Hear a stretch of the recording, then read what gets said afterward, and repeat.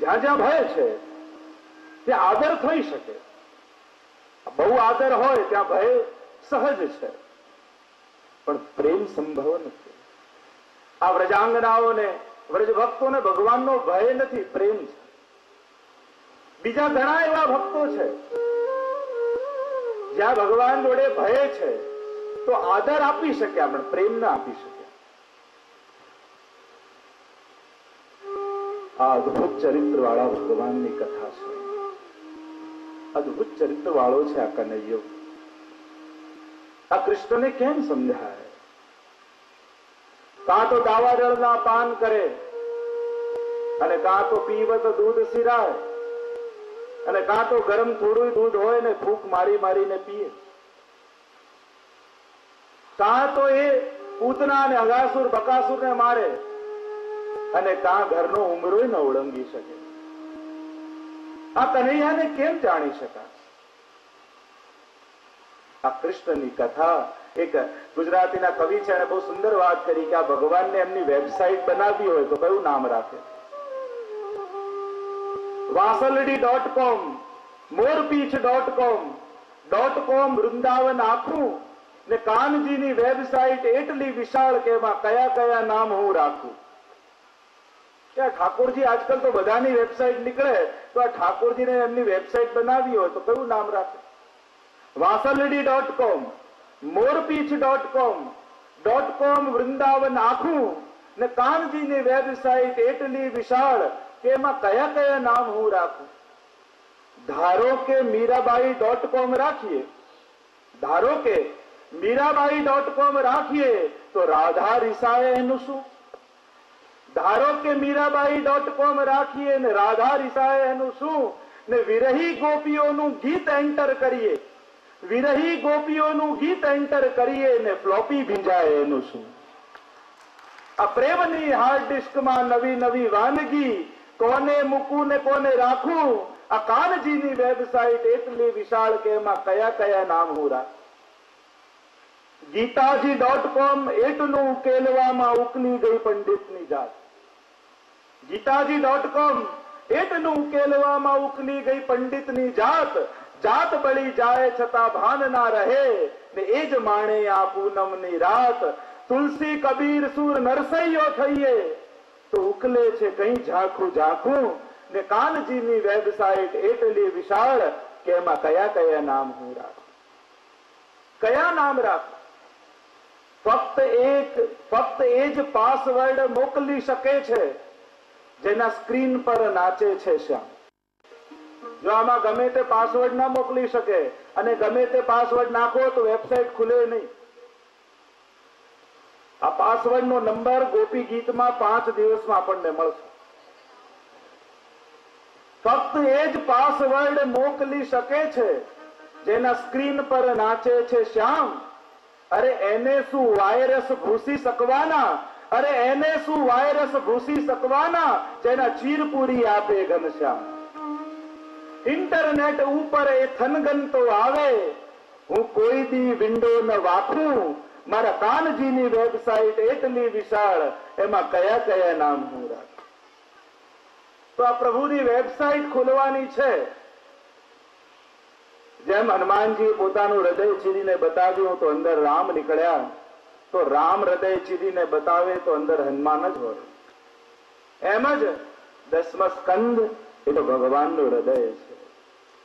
અરે 7 દિવસમાં ધીમે ધીમે ભગવાન પોતાનું હૃદય ખોલીને આપણને અંદર દર્શન કરાવશે અને અંદર નીકળશે ગોપીજન.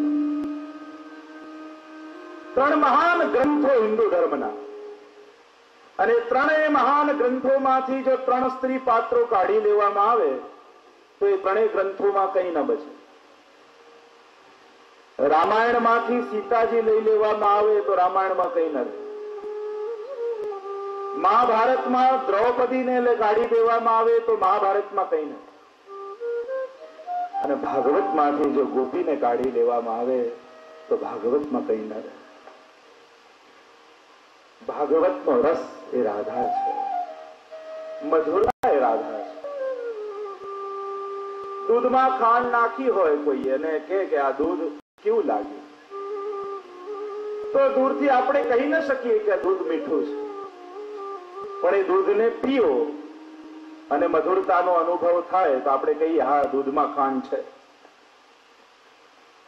ભાગવતમાં દૂરથી ક્યાંય રાધા દેખાશે નહીં.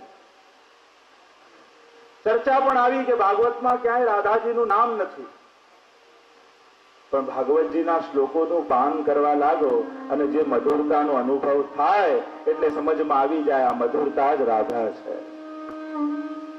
ભાગવતના શ્લોકોની જે મધુરતા છે એ દરેક મધુરતામાં રાધા છે. એમ તો બે જગ્યાએ ગુપ્ત રીતે રાધાજીનું નામ આવ્યું, દ્વિતીય સ્કંદ અને દસમા સ્કંદ રાસ પંચાધ્યાયમાં. અને ત્યાં રાધિતો નૂનમ અને ત્યાં નિરસ્ત સામ્યાતિ સયેન રાધસા એમ કહીને દ્વિતીય સ્કંદમાં રાધાજીનું નામ લે. આગળ ચર્ચા પણ કરીશું કે કેમ રાધાજીનું નામ નથી. આ મધુરતાનો 5 દિવસ અનુભવ કરવાનો છે. શ્રીનાથજી બાબા આપ સૌ ઉપર કૃપા કરવા પધાર્યા છે.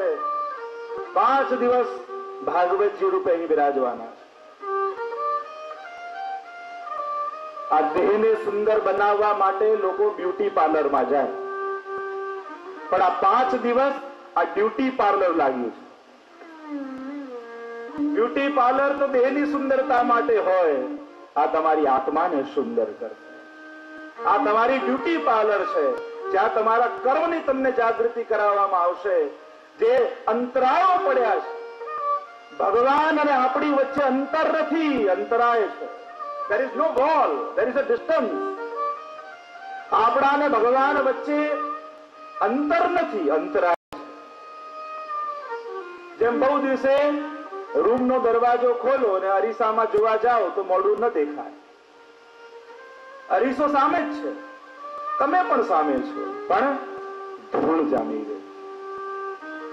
બસ 5 દિવસ ધૂળ જ ખંખેરવાની છે.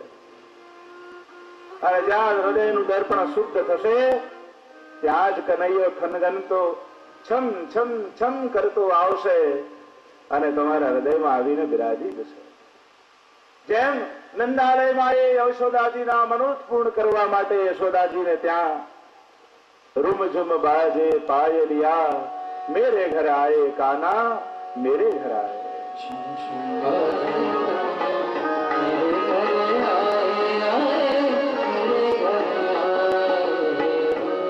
5મા દિવસે ઘરે સેવા કરવા જયારે દરવાજો ખોલશો મંદિરમાં, ત્યારે એ જ બાલકૃષ્ણ જેની આટલા વર્ષોથી સેવા કરતા હતા એ જ મંદ મંદ મલકાતો દેખાશે. આ તાપની કથા છે ગોપી ગીત. તાપ પછી જ શાંતિ આવે. તપી જ રહ્યા છો ને બધા બેઠા બેઠા, તો દેહ તપન, દેહની તપન જ બેઠા બેઠા અંદરથી જયારે અંદર જશે ત્યારે એ જ તપન હૃદયમાં પ્રગટ થશે. જહાં તાપ વહી આપ. જયારે તપી જાય છે, આ પંચાધ્યાયની કથા એ તપાવવાની જ છે. કારણ કે ઘડામાં રસ ક્યારે ટકે? માટીનો કાચો ઘડો હોય, સીધું પાણી ભરો તો પાણી ન ટકે. એને અગ્નિમાં તપાવી દો ત્યારે જ એમાં પાણી ટકી શકે. અર્થાત એમાં પાત્રતા. હવેલીમાં યા ઠાકોરજી માટે સામગ્રી લઈને આવો તમે તો સીધી કઈ ઠાકોરજીને કાચી સામગ્રી નથી આરોગાવી દેતા. એને ભંડારમાં પધરાવીએ અને પછી ભીતરિયા યા તમે ઠાકોરજી માટે સામગ્રી બનાવવા જાઓ ત્યારે એને ચૂલા પર ચડાવો, એને તપાવો અને પછી ઠાકોરજી એનો અંગીકાર કરે. જ્યાં સુધી જીવ તપતો નથી ત્યાં સુધી પ્રભુની લાયક થતો નથી.